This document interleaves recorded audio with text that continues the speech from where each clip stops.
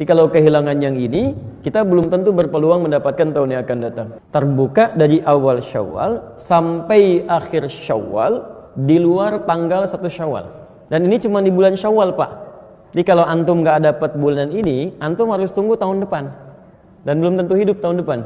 Saya ingin menyampaikan dulu satu materi penting yang barangkali tidak semua kolega-kolega kita dari kalangan muslim yang beriman kepada Allah memahami tentang materi ini dengan baik, sehingga kadang-kadang lupa ya setelah selesai Ramadan larut dalam kebahagiaan pasca Ramadannya, tapi lupa dengan satu amalan penting yang diisyaratkan oleh Al-Quran dan sunnah-sunnah Nabi. Amalan ini persis diisyaratkan di bulan yang sekarang tengah kita lalui.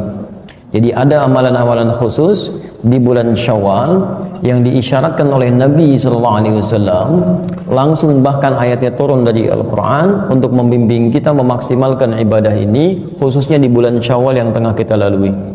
Jadi hari ini kita akan coba keluarkan dulu bahasan ini tentang amalan Syawal dalam Al-Quran dan Sunnah Rasulullah SAW. Jangan-jangan yang Anda ketahui cuma puasa saja, padahal ada amalan yang lainnya, gitu kan? Sudah?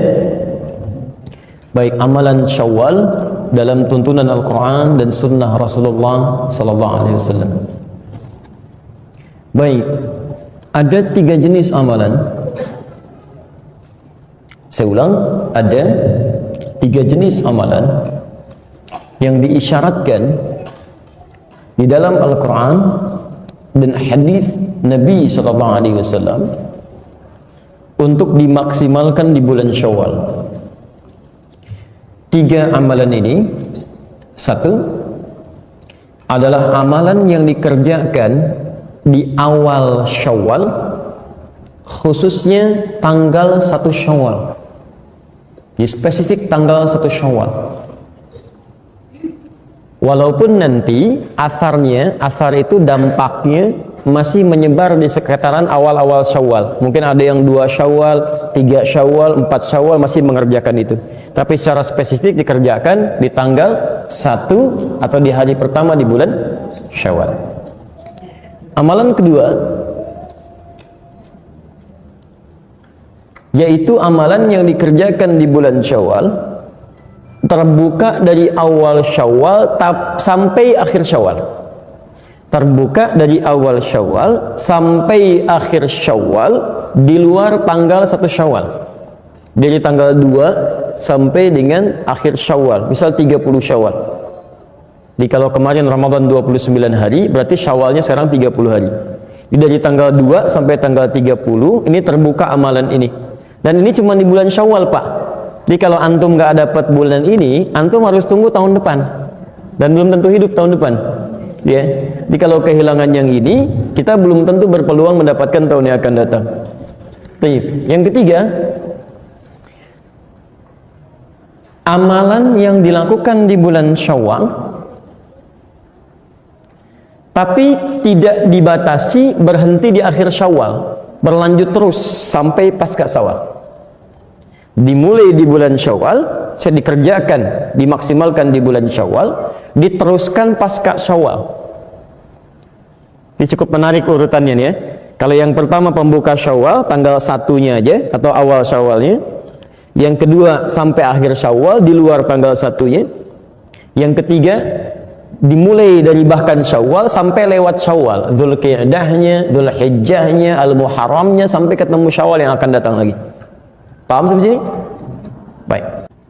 Kita turunkan jenisnya. 1, ada yang di awal Syawal, terkhusus ya pada hari pertama atau tanggal 1 Syawal. Yang kedua, ada yang berlaku dari awal sampai akhir Syawal, kecuali tanggal 1-nya. Jadi tanggal 1-nya tidak dikerjakan. Dan yang ketiga, tidak dibatas dari mulai sampai awal Syawal, dari mulai Syawal sampai tidak terbatas sampai pasca Syawal, tidak terbatas. Ini 3 amalannya. Baik, kita turunkan pelan-pelan. Pertama, amalan di awal Syawal yang terkhusus tanggal 1 saja. Isyaratnya ada di Quran pertama, surah kedua Al-Baqarah ayat 185. Nanti kita bacakan keterangan hadis ya pasca ini dari keterangan Nabi SAW dalam Al-Bukhari. Kita lihat. Setelah Allah menerangkan tentang bulan Ramadan dan hukum Ramadan, syahrul Ramadan alladzi unzila fihi al-Qur'an hudan lin-nas, kan? Wa bayyinatin minal huda wal furqan. Kemudian terus setelah menerangkan hukum puasanya, maka di ujungnya lihat ujung kalimatnya, ujung ayatnya. Walitukabbirullaha ala ma hadakum wa la'allakum tashkurun. Apa tujuan kita menunaikan ibadah puasa? Setelah selesai kita berpuasa itu supaya satu kata Al-Qur'an, Anda bisa meningkatkan takbir atas hidayah yang telah Allah berikan selama Ramadan. Kemudian yang kedua, meningkatkan syukur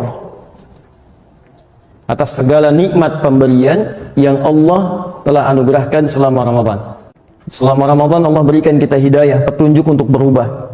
Bukankah sebelum Ramadan, mohon izin, fokus salat kita kadang-kadang di fardu aja. Bahkan ketinggalan fardu pun perasaan kita masih biasa. Bukankah saat Ramadan itu muncul, jangankan fardu, salat sunnah ketinggalan aja kita merasa gelisah? Anda ketinggalan tarawih aja kan udah nggak tenang tidur kan? Padahal tarawih hukumnya sunnah kan? Kita dipaksa untuk berubah. Sebelum Ramadan ada orang minta di depan mata kita, belum tentu diberi. Tapi saat Ramadan kan yang nggak minta pun Anda catat, Anda cari. Dari mana fakirnya, di mana miskinnya, saya pengen ikut bakti sosial. Ramadan tuh. Ya Allah kasih kita arah untuk berubah. Ya. Setelah kita mendapatkan petunjuk dari Allah, ada perubahan, ada kenikmatan ibadah dan sebagainya, maka selesai Ramadan, nanti ada ibadah-ibadah yang diminta oleh Allah untuk ditingkatkan, khususnya dimulai kemudian di awal Ramadan, di tanggal 1 pada khususnya. Nah, suasana ini, fokus, ini yang mau saya tunjukkan bentuk ibadahnya. Ternyata bukan dalam bentuk lisan saja, tapi nanti dilukiskan oleh Nabi SAW dalam sabdanya. Lihat kalimatnya, lis-shaimi farhatan. Bagi orang yang puasa itu akan punya dua kebahagiaan.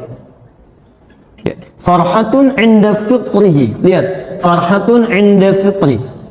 Suasana ibadah ini disebut oleh hadis Nabi dengan istilah farhah. Farhatun, ibadah yang penuh dengan kebahagiaan. Inda fitrihi. Fitrun, kalimatnya fitrun. Hari pertama di bulan Syawal disebut dengan hari apa? Masih ingat? Oh, Lebaran apalagi. Baik. Coba lihat hari pertama di bulan Syawal. Baik. Ibu bapak kalau selesai Ramadan kemudian merayakan apa? Tuh, kalau merayakan baru tahu. Idul Fitri itu kapan? 1 Syawal. Jadi 1 Syawal disebut apa? Idul Fitri. Id Fitri. Tanggal 1 Syawal disebut dengan Id Fitri. Kembali kepada fitri. Fitrun. Bukan kembali cari fitri, bukan. Lihat sini. Kembali kepada fitri. Apa tafsiran dari fitri? Hadis Nabi. Dari mana tafsiran hadis Nabi ini? Dari ayat Quran. Ini mau saya terangkan. Jangan-jangan selama 1 Syawal kemarin kita tidak bisa memaksimalkan petunjuk Nabi ini, yang hasilnya seharusnya kita teruskan sampai hari ini. Walaupun itu dimulai ibadahnya di tanggal 1-nya saja. Paham? Baik. Lis-shaimi farhatan. Bagi orang yang puasa itu punya dua kebahagiaan. Amalan pertama ini disebut oleh Nabi sebagai amalan yang menghasilkan bahagia. Jadi orang mengerjakannya bahagia. Ini agak unik nih. Satu-satunya ibadah kata Nabi yang saat dikerjakan itu orang semua bahagia. Hampir gak ada yang mengeluh, bahagia. Sebagai contoh begini, tidak semua ibadah ketika dikerjakan suasana hati bahagia semua, tidak semuanya. Bapak kalau sholat bahagia nggak? Halo? Ibu kalau sholat bahagia nggak? Enggak, Masya Allah. Mau bilang bahagia takut salah, mau bilang enggak keterlaluan gitu kan? Baik. Tapi begini, biasanya kalau orang bahagia itu, jangankan ditunaikan, dengar informasinya aja sudah gembira. Antum dapat berita, anak antum lahiran, baru beritanya aja, belum pegang anak ya kan sudah gembira kan? Jadi umumnya bahagia itu ketika mendapat infonya, walau belum dikerjakan, itu sudah ada rasa kepada hati. Kalau orang sholat bahagia, panggilan sholat apa? Adzan, dengar adzan aja pasti bahagia. Allahu Akbar, Allahu Akbar. Ya, kok udah 2 lagi? Cepet amat ya. Nah, ini ada menunjukkan suasana hati yang berbeda gitu. Jelas ya? Ada suasana hati berbeda. Ini ada yang unik. Tapi yang ini kata Nabi, baik yang khusyuk ataupun yang tidak khusyuk, itu ikutan bahagia Pak. 1 Syawal ini. Di baik orang yang Ramadannya maksimal, yang tidak maksimal, pokoknya ketika sampai 1 Ramadan, itu sama ikut bahagia. Apa amalannya? Baik. Kata Nabi, farhatun inda fitrihi. Amalan yang pertama, kebahagiaan itu diraih ketika dia menemukan fitrinya. Ini. Apa tafsiran dari fitri, teman-teman sekalian, Bapak dan Ibu? Itu bisa dibagi kepada 3 amalan utama berdasarkan ayat dan hadis Nabi SAW. 3 tafsiran ini. Tafsiran pertama, 1, bisa diartikan dengan makanan. Makanan.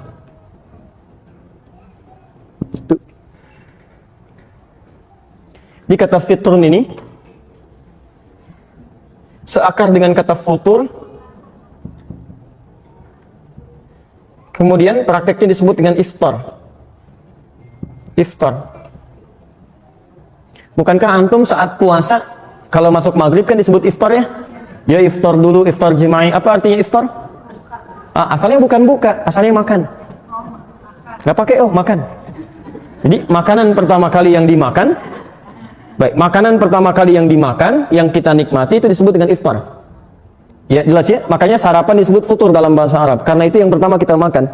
Di saat Anda puasa, Anda tahan lapar dan haus, tidak makan minum dari sejak subuh, kan? Kemudian sampai maghrib Anda makan, pertama kali Anda makan itu yang disebut dengan iftar.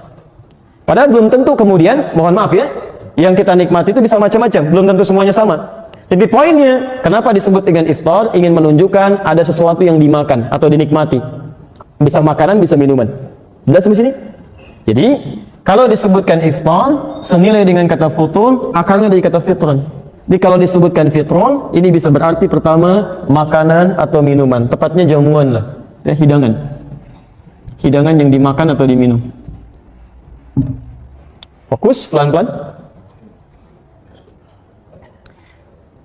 Saya beri pertanyaan singkat, sederhana saja. Bapak Ibu kalau sedang buka, senang nggak? Waktu puasa kemarin? Saking senangnya, jangankan saat makan, dengar azan aja udah gembira. Silakan cek. Ini menu teh manis gitu kan. Kemudian ada jus alpukat, ada kolang kaleng, ada kolak macam-macam. Allahu Akbar, baru takbir, aus hilang. Begitu diminum dhahabal dhoma, tuh langsung hilang tuh, padahal baru 1 tegukan. Ya, wabtalatul uruq, tenggorokan basah. Itu benar betul hadis Nabi itu. Begitu masuk teh manis baru seteguk, itu dhahabal dhoma, haus langsung hilang, tiba-tiba kayaknya sudah nikmat aja. Makanya Nabi sebutkan suasana orang saat buka puasa itu begitu gembira. Jadi kalau Anda boleh makan dari maghrib saja, hanya sampai menjelang subuh begitu gembiranya, maka bagaimana kalau hidangan itu ditampilkan dalam bentuk seharian? Boleh makan dari subuhnya, bahkan sebelum subuhnya sampai isyanya. Dan menunya sangat lebih variatif lagi. Menu di hari pertama Syawal beda dengan menu saat kita buka di hari-hari Ramadan. Menunya lebih banyak lagi, bahkan yang nggak ada diada-adakan, bahkan terjadi banyak keanehan. Luarnya kongwan, isinya rangginang. Cuma di sini. Makanya disebut ini oleh Nabi SAW, ini puncak kebahagiaan. Di Anda hari-hari Ramadan saja sudah bahagia buka, apalagi ketika mendapatkan puncak ini, yang boleh makan sepuasnya, sekarang yang tadinya subuh mulai gak boleh makan, sekarang boleh makan, hidangan banyak dan sebagainya.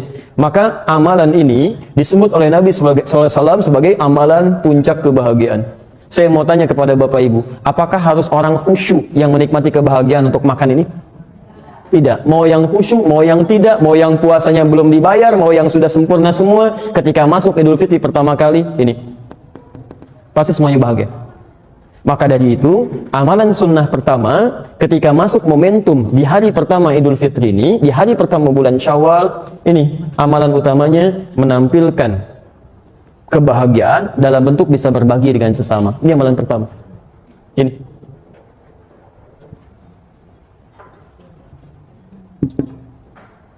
Satu Syawal. Karena itu bagi orang yang tidak memiliki bagian untuk dibagi, bahkan untuk dirinya sendiri, maka karena itulah kemudian menjelang hari-hari awal Syawal itu, bahkan ada syariat. Awas hati-hati, ada syariat yang berlaku hanya di bulan Ramadan. Dikeluarkanlah kemudian satu zakat, yang zakat ini disiapkan membuat orang bahagia ketika muncul di awal Syawal atau di Idul Fitri itu. Apa zakatnya namanya? Bukan fitrah. Bukan fitrah, ingat. Tidak ada zakat fitrah dalam hadis. Nama fitrah itu nanti dari tafsiran hadis, dari bahasanya Ibnu Abbas radhiyallahu ta'ala anhuma. Bukan fitrah tapi fitri. Silakan Bapak Ibu cek ya, di dalam hadis-hadis Nabi, kalimat zakat yang disebut zakat fitrah itu, kalimat hadisnya menyebutkan zakat fitri, bukan zakat fitrah. Kalimat fitrah itu nanti tafsiran dari Ibnu Abbas mengambil salah satu makna dari kata fitri. Nanti saya tafsirkan di akhir. Bahasa nabinya bukan fitrah tapi fitri. Beda antara fitri dengan fitrah. Kalau fitri itu jenisnya, materinya. Kalau fitrah itu di antara maknanya. Kenapa disebut fitri dari kata makanan tadi? Jadi kalau Anda ingin berzakat dikeluarkan bagi para penerimanya, yang dikhususkan zakat untuk awal Syawal ini, di akhir Ramadan itu, persiapan awal Syawal, itu zakat dalam bentuk makanan. Bukan dalam bentuk yang lain. Walaupun dititipkan dalam bentuk uang, tapi disalurkan kepada penerima dalam bentuk makanan. Bisa sembako, bisa yang lainnya dan sebagainya. Sehingga diharapkan ketika masuk awal dia di bulan Syawal, masuk Idul Fitri, dia bisa berbahagia karena mendapatkan makanan untuk ibadah kemuliaan dia di awal Syawal. Paham? Halo? Paham? Tahan sampai situ mas, hapusnya saya teruskan dulu. Jazakallah khair. Perhatikan sini. Jadi kalau saya teruskan, ibadah yang pertama terkait dengan awal Syawal di tanggal 1 itu, pertama kita diminta oleh Nabi SAW, terkhusus dalam isyarat Al-Quran ini, untuk memaksimalkan makna fitri dengan berbagi, bahkan muncul dalam bentuk zakat supaya orang bisa memaksimalkan ibadah yang pertama ini. Ya. Dan berbahagialah kita Bapak Ibu sekalian, mohon maaf sebesar-besarnya, ini kita patut berbahagia bahwa di antara sekian banyak umat muslim di dunia ini, di negara kita lah yang kemudian ini dijadikan culture. Semacam sudah kebiasaan tradisi kita yang menghadirkan makanan, yang kemudian saling bersilaturahim dan sebagainya. Saya sarankan kepada Anda semua, ini yang luput di sini. Ketika Anda berbagi, mengunjungi orang bawa makanan, itu jangan diniatkan tradisi, rugi Anda. Niatkan untuk mengamalkan sunnah Nabi. Ini poinnya.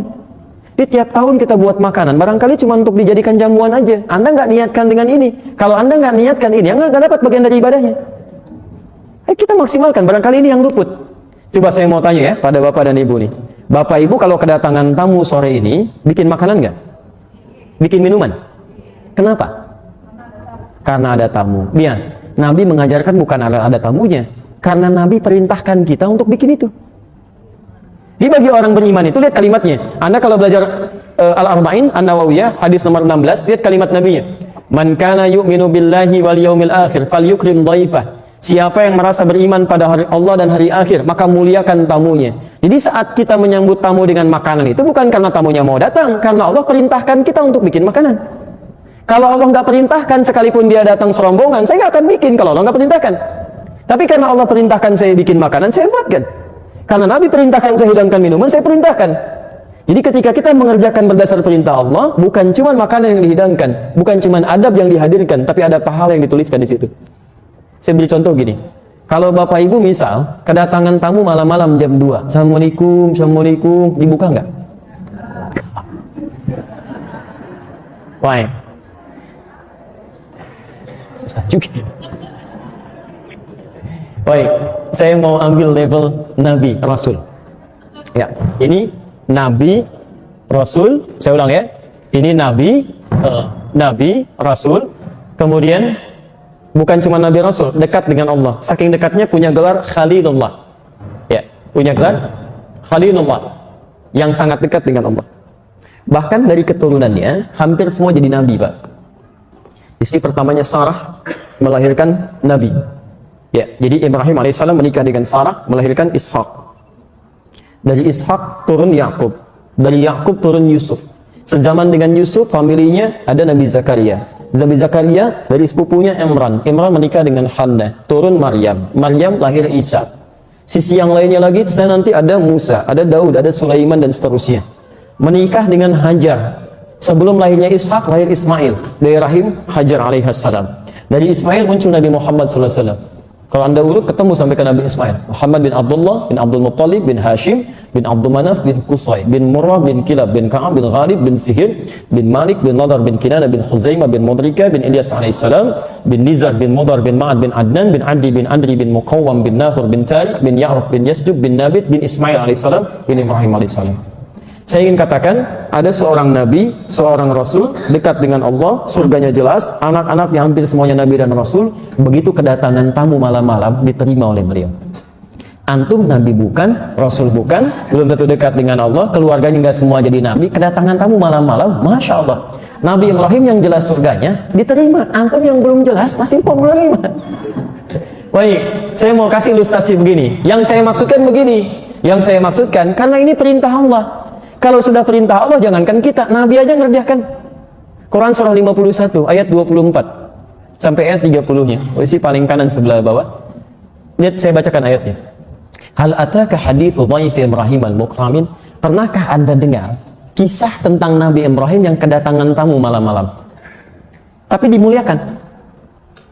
Idh dakhalu alaihi faqalu salama. Tiba-tiba masuk malam-malam, kalau kita ilustrasikan bukan tamu biasa, bukan 1-2 orang, agak banyak. Taruhlah rambutnya agak panjang, jubahnya putih gitu kan. Tengah malam.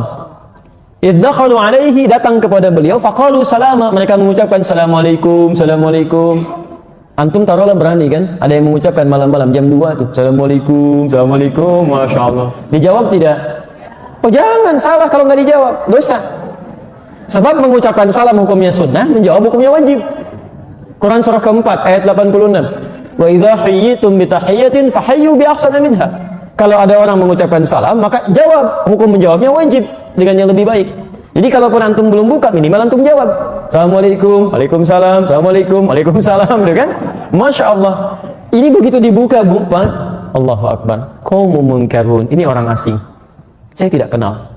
Kalau orang asing berarti capek, bukan orang sini. Telah menempuh perjalanan panjang. Perhatikan, saya ingin tunjukkan bagaimana seorang Nabi Ibrahim ini begitu sangat dekat dengan Allah sampai memuliakan tamunya luar biasa. Kalau dari jauh, berarti lelah, saya tidak boleh banyak tanya. Dipersilahkan langsung masuk, istirahat. Beliau sendiri, faragha ila ahlihi, datang ke istrinya Sarah, bertanya, ada menu terbaik apa untuk tamu kita malam ini? Ketika tidak ditemukan sisa makanan, faja'a bi'idlin samin, itu masih sempat-sempatnya Pak, nyari lembu di belakang, sembeli dulu. Jadikan gulai. Itu bisa bayangkan. Memang masalah mulai muncul, faqarrabahu ilaihim, begitu dihidangkan kepada tamu-tamu ini, nggak disentuh. Jangankan dimakan, disentuh tidak, begini aja. Qala ala ta'kulun, berkata beliau, kok nggak dimakan? Diperhatikanlah secara seksama dari atas sampai ke bawah. Allahu Akbar, tengah malam, rambut panjang, jubah putih, lihat ke kaki, kaki nggak napak ke lantai. Ternyata malaikat yang sudah menyamar. Baik, bagaimana situasi antum kalau begitu tuh?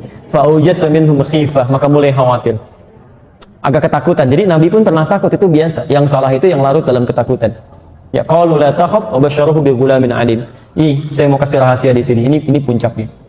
Lalu mereka berkata, kamu enggak usah takut. Selama kita dekat dengan Allah, mengerjakan sesuatu karena Allah, maka Allah akan berikan ketenangan saat kita hadir dalam ketakutan. Tapi yang paling hebat, ketika Anda bisa memuliakan tamu karena Allah, sekalipun dia tidak mengharapkannya, maka Allah akan balas Anda dengan sesuatu yang luar biasa. Lihat kalimatnya. Bukankah tadi Nabi Ibrahim tinggal di rumah siapa?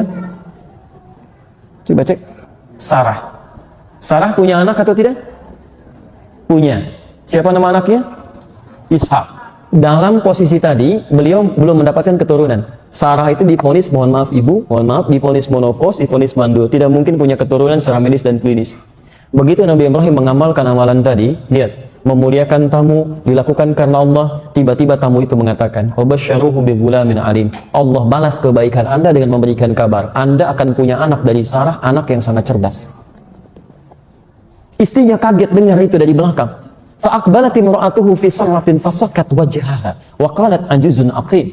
Istrinya yang mendengar tadi tiba-tiba kaget histeris, memukul pipinya mengatakan, "Apa yang seperti ini masih punya keturunan?"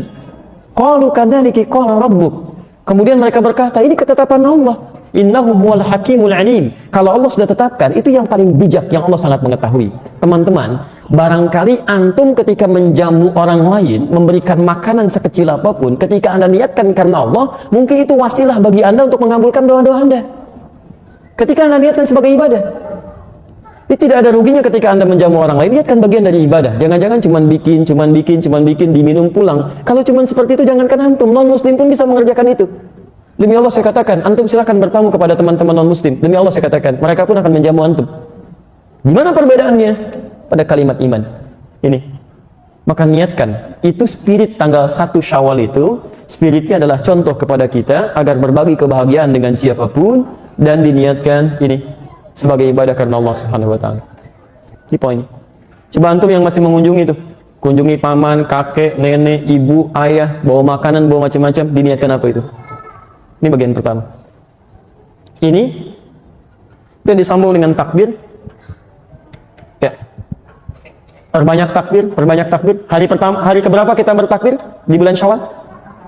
Hari pertama. Awas jangan terlampau soleh ya. Hari pertama. Kalau Idul Adha, tambah hari kedua, ya, hari ke-11, 12, 13. Jadi 10 Dzulhijjah antum takbir, 11 takbir, 12 takbir, 13 takbir.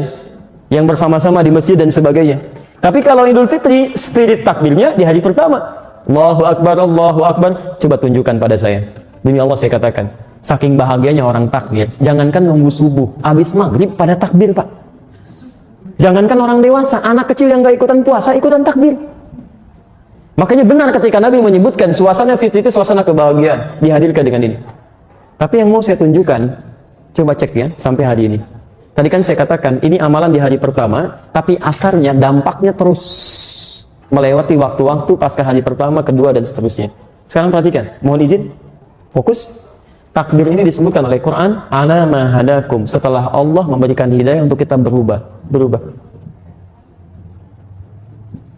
Jadi ketika Anda mengatakan Allahu Akbar, itu kalimat di lisan, komitmen supaya Anda bisa berubah.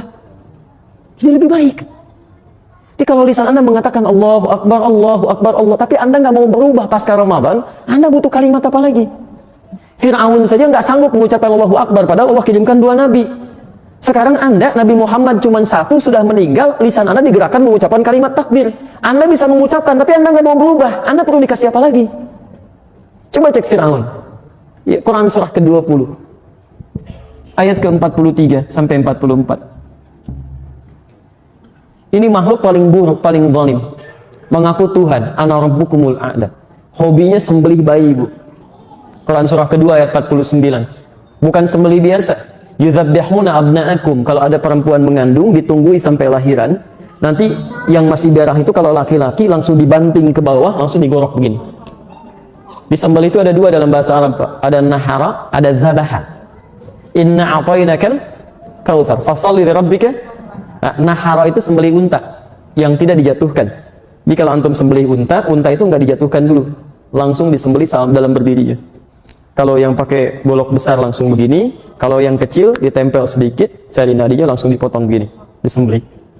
Tapi kalau zabaha nggak pakai tasydid, zabaha itu artinya disembelih dengan dijatuhkan dulu. Makanya kambing, sapi, kerbau, ayam dan sejenisnya itu dijatuhkan dengan cara yang baik baru disembelih. Kalau tidak pakai tasydid, dzabaha berarti sekali sembelihan. Jadi kalau nyembelih cuma begini, selesai. Makanya kata Nabi, idza dzabahtum fa ahsinudz dzibah. Tidak pernah menggunakan tasydid. Kalau Anda sembelih, baguskan sembelihan. Jadi tajamkan pisaunya. Itu pun tidak boleh dilakukan di depan hewan. Agak menjauh. Nggak boleh antum datangkan kandidat selanjutnya, siap-siap, ya itu nggak boleh. Ya, dosa itu. Ya, nanti bulan depan kita belajar fikih Idul Adha. Nah ini fa'ahsinud dzibha. Jadi langsung sembelihan. Tapi kalau Anda tambahkan tasydid begini, dzabbaha itu artinya mengulang-ulang, menggorok berlangsung berurutan terus begini. Menggorok dengan berlanjut. Coba cek. Algojo Fir'aun itu ketika dilukiskan oleh Quran menyembeli itu bukan menggunakan nahara tapi dzabaha dan pakai tasydid, dzabbaha. Dan kalimatnya bukan pakai fi'il madhi tapi mudhari, menunjukkan terus-terusan, yudzabbih. Quran surah kedua ayat 49. Posisi paling kiri sebelah atas. Wa idz najjaynakum min ali fir'auna yasumunakum su'al 'adzab yudzabbihuna abna'akum. Ingatlah ketika kami selamatkan kalian dari kekejaman keluarga Fir'aun yang menyiksa kalian dengan siksa yang paling dahsyat. Lihat, begitu lahir, ambil, banting ke bawah, gorok terus-terusan begini. Ini Fir'aun. Tapi tahukah Anda, saking rahmannya Allah kepada manusia paling zalim itu berlaku hukum rahmannya Allah. Sebelum nyawanya sampai ke kerongkongan, diberikan hidayah untuk berubah. Saya mau tunjukkan, diberikan hidayah untuk berubah. Dikirimkan 2 orang nabi sekaligus, Nabi Musa, Nabi Harun. Kita aja umat akhir zaman cuma 1 nabi, nggak pernah lihat. Ini 2 nabi. Idhaba ila fir'auna innahu tagha. Musa dan Harun pergilah kepada Fir'aun, dia sudah mulai menyimpang. Yang lebih menarik, 2 nabi ini diperintahkan langsung oleh Quran untuk berkata-kata dengan lembut. Faqula lahu qawlan layyina la'allahu yatadhakkaru aw yakhsha. Tapi Anda tidak boleh berkata kasar, sampaikan dengan lembut, mungkin dengan kelembutan itu dia bisa berubah. Anda tahu apa yang terjadi? Kata-kata sudah lembut, 2 orang nabi sudah datang, tandanya ditampakkan, tapi dia tidak bisa mengucapkan kalimat Allah di lisannya. Allahu Akbar tidak bisa dilakukan. Allah Rabbi tidak bisa disebutkan. Allahu Ahad tidak muncul dari lisannya. Allahu Akbar. Lihat, 2 nabi dikirimkan, tidak bisa mengucapkan itu. Zalimnya luar biasa. Sampai di ujung hidupnya baru menyadari. Antum bukan Fir'aun. dikirimkan Nabi. Kita nggak bisa lihat. Tapi seburuk apapun antum, coba perhatikan. Sebanyak dosa apapun kita pernah lakukan, bukankah lisan kita masih bisa mengucapkan kalimat Allahu Akbar? Dan hebatnya antum ucapkan itu pada hari pertama. Walaupun berat di lisan antum, tapi pasti keluar juga. Dan ada yang ringan, Allahu Akbar, Allahu Akbar, Allahu Akbar. Perhatikan, Quran surah kedua ayat 185 menyandingkan kata Allahu Akbar takbir dengan kata hidayah. Walitukabbirullah, dan Anda bertakbir kepada Allah itu ala ma hadakum, karena Allah telah memberi jalan pada Anda untuk berubah. Sekarang jalan itu sudah diberikan di lisan Anda, tinggal pilihan kita mau berubah atau tidak. Jadi kalau di hari pertama Anda bisa mengucapkan takbir, tapi hari selanjutnya Anda tidak mau berubah, padahal Allah sudah berikan jalan perubahan, maka Masya Allah, dengan cara apa lagi Allah tunjukkan kita untuk bisa berubah. Maksud saya begini, coba cek dari tanggal 1 Syawal sampai ke 20 Syawal ini, sudah 19 hari kita berlangsung, ada perubahan nggak dalam hidup kita? Coba cek dalam ibadahnya, sholatnya ada perubahan nggak? Ya, puasanya, sunnahnya, kemudian bacaan Qur'annya yang selama Ramadan kita dilatih, coba bandingkan perubahannya. Mohon izin ya, jangan membandingkan dengan saat Ramadan, itu salah. Bandingkan dengan sebelum Ramadan. Jadi kalau Anda sebelum Ramadan cuma baca Quran 5 ayat, saat Ramadan 5 juz, pasca Ramadan 50 ayat, artinya ada perubahan di situ. Kalau saat Ramadan wajar karena momentumnya berbeda, suasananya lain, semangatnya berbeda. Bandingkan dengan sebelum Ramadan, di situ kita mendapatkan bagian gambaran-gambaran kebaikannya. Paham sampai sini? Baik. Jadi itu yang kedua. Tafsir ketiga. Wala'allakum tashkurun. Orang yang berhasil kemudian puasa Ramadannya, dia membuktikan pada bulan Syawal dengan mengerjakan amalan Syawal, meningkat syukurnya kepada Allah. Ini poinnya. Kalimat syukur. Masya Allah. Ini kalau Anda belajar tafsir Quran dengan lebih dalam lagi, kita selalu menemukan bahwa pengetahuan kita itu selalu sempit. Lebih luas lagi, lebih luas lagi, lebih luas lagi. Satu, tadi makanan. Poinnya bisa berbagi. Kedua, bisa mengucapkan takbir. Poinnya ada perubahan. Ini meningkat syukurnya. Lihat ujung ayatnya. Quran surah kedua ayat 185.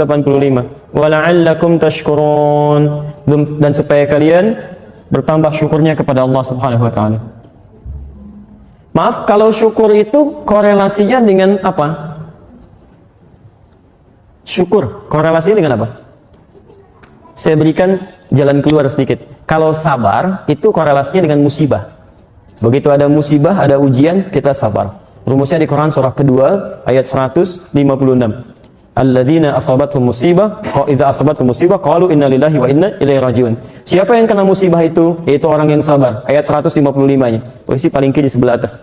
Lihat kalimatnya. Wala nabluwannakum bisyai' minal khauf wal ju' wal naqsi minal amwal wal anfus wath thamarat wa basyiris sabirin. Sabar berbanding lurus dengan musibah, ujian. Kalau syukur biasanya dengan apa? Nikmat. Dari mana tahu ya? Wallahu a'lam. Syukur berbanding lurus dengan nikmat. Dari mana tahunya? Quran surah ke-14 ayat ke-7. Ibrahim. Quran surah ke-14 ayat ke-7. Lihat kalimatnya, la in syakartum la azidannakum. Kalau Anda bersyukur kepada Allah, maka nikmat Anda yang Allah berikan kepada Anda, yang Anda dapati akan ditambah. Nah sekarang lihat rumus ya, kembalikan, ini tidak mudah memahami ya. Syukur korelasinya berbanding lurus dengan nikmat. Di awal Syawal, saat Idul Fitri itu diisyaratkan oleh Quran, Anda akan banyak bersyukur. Maka isyarat pertama, di awal-awal Idul Fitri itu, Anda kemungkinan akan memperoleh peningkatan nikmat. Silahkan cek. Bukankah saat awal-awal Idul Fitri ada yang bertambah dalam kehidupan kita? Baik. Makanan bertambah. Baik. Pakaian berganti, kan? Baik. Bukankah di awal Syawal Idul Fitri ada penambahan nikmat bagi kita? Ada kiriman makanan, ada pakaian, anak kecil dapat uang, dapat macam-macam dan sebagainya. Masya Allah, yang dapat anaknya, yang ngambil ibunya gitu kan, dan seterusnya. Baik, kapan itu dapatnya? Idul Fitri tanggal berapa? 1 Syawal. Lihat, ini mau saya sampaikan. Korelasi nikmat yang diperoleh, yang dicontohkan miniaturnya di hari pertama bulan Syawal, tujuannya bukan untuk dikumpulkan. Jadi ketika Anda mendapatkan makanan, dapat uang, dapat ini, dapat itu, latihlah dari mulai dini kepada anak kita, termasuk pribadi kita. Semua titipan itu bukan untuk dibanggakan, tapi la'allakum tashkurun, untuk disyukuri. Dan persoalannya, ternyata bentuk syukur itu tidak hanya terukur dalam kalimat Alhamdulillah. Dapat ini, Alhamdulillah. Dapat ini, Alhamdulillah. Bukan itu poinnya.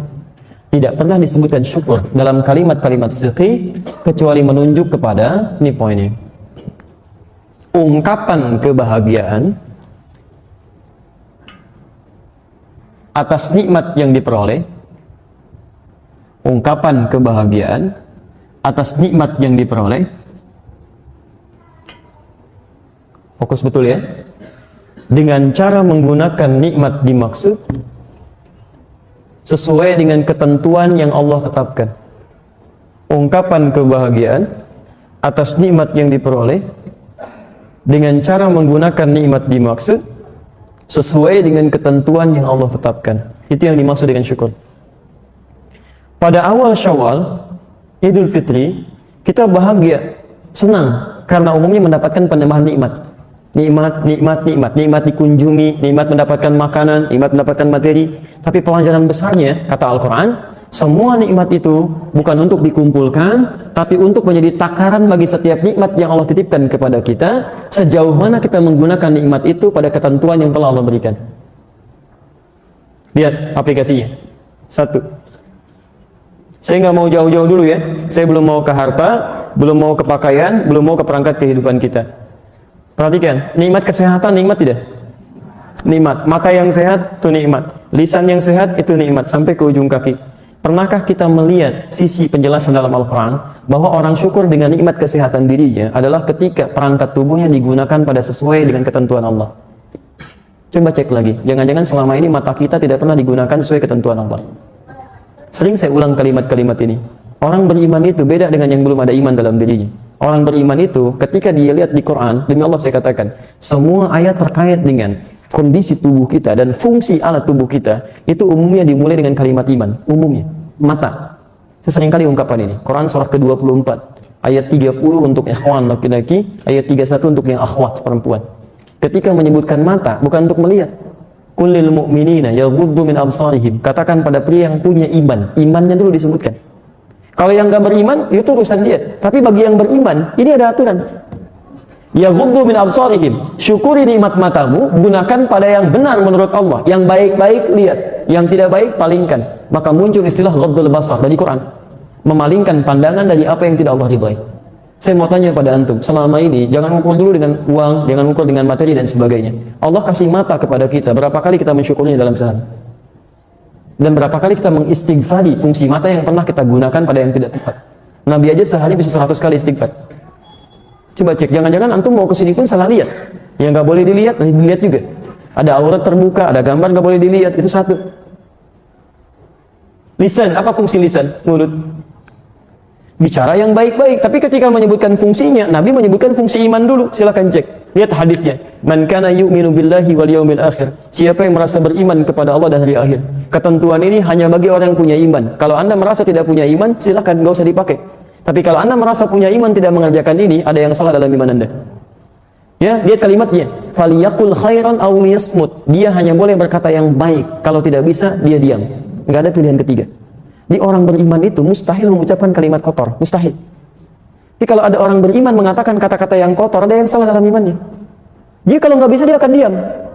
Penuh dengan zikir, kalimatnya istighfar, kalimatnya subhanallah, tasbih, tahmid.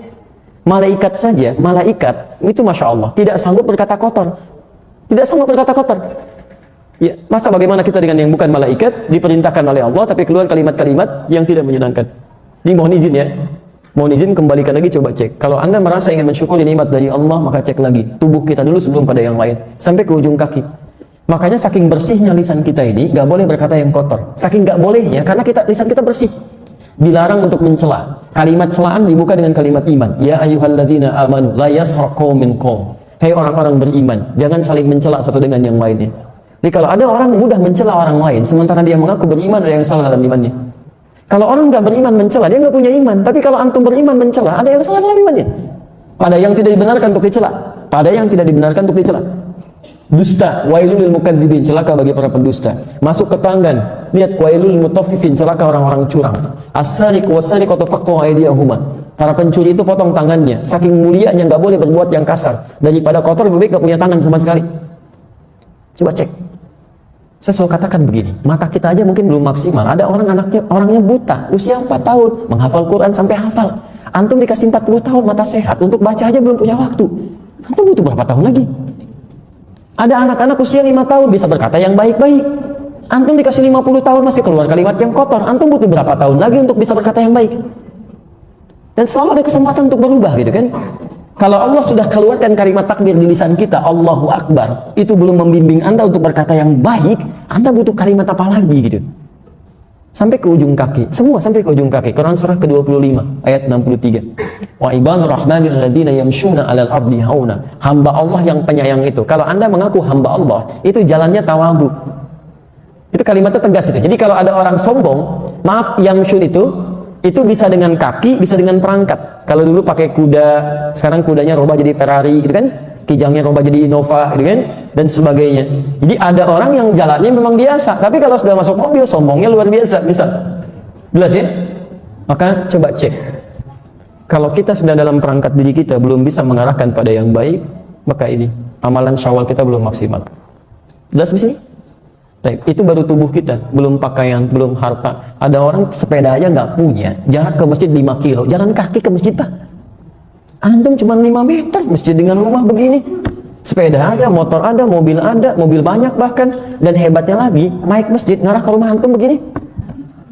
Antum belum kedengaran juga dan belum mau melangkah juga. Antum butuh apa lagi sebelum mau ke masjid?